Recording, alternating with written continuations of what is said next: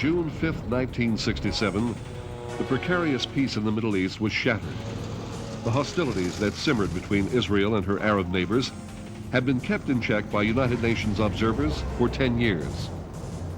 When those troops were withdrawn at the insistence of Egyptian President Nasser, tensions exploded into warfare. Fearing attack from the Arab countries at her borders, Israel launched a preemptive strike on Syria, Egypt, and Jordan. Led by General Moshe Dayan, Israeli forces attacked Arabs in the Sinai Desert, the Gaza Strip, Jordan, Syria, and in Jerusalem itself. Israeli troops advanced toward the Suez Canal, overrunning the larger Egyptian army. Further north in Jordan, Israeli paratroopers captured the center of Jerusalem after fierce hand-to-hand fighting with Jordanian troops. And in Syria, Israeli forces advanced to the Golan Heights.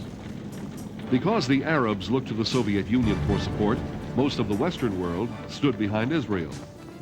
The United Nations passed a ceasefire resolution, and President Johnson called for peace. For the people of the Middle East, the path to hope does not lie in threats to end the life of any nation.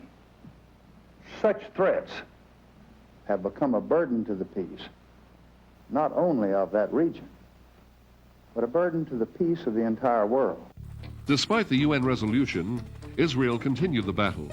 In the first 3 days, there were at least 100,000 casualties. Although both sides started with similar air forces, the Israelis wiped out the Egyptian Air Force in the opening stages of the campaign, with dawn attacks on airfields. Israel's subsequent command of the air facilitated its rapid success in the ground campaign. 4 days after the start of the offensive, after a desperate counterattack had left the remnants of the Egyptian army trapped behind Israeli lines, Egypt admitted defeat and accepted the United Nations ceasefire resolution. President Nasser resigned. After only 6 days, Israel had gained all of its objectives and announced that it was accepting the United Nations ceasefire resolution. As the last Arab general surrendered, Israel held territory many times its own size. When the war was over, Israeli forces occupied the whole Sinai Peninsula.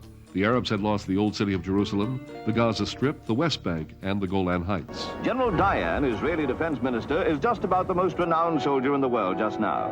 He planned and mounted at precisely the right moment what is destined to be regarded as a classic military campaign. Although the 6-day war was over quickly, it was a milestone in the complex Arab-Israeli history.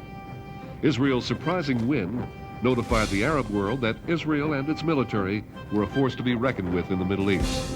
The simmering tensions erupted into another full-scale war in 1973. 6 years later, the political stalemate was broken when the leaders of Egypt and Israel signed an historic treaty.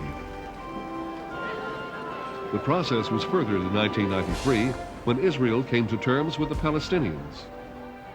We who have fought against you, the Palestinians, we say to you today, in a loud and a clear voice, enough of blood and tears. Enough! The leaders of both people called for an end to the violence, and peace began to come to a troubled land.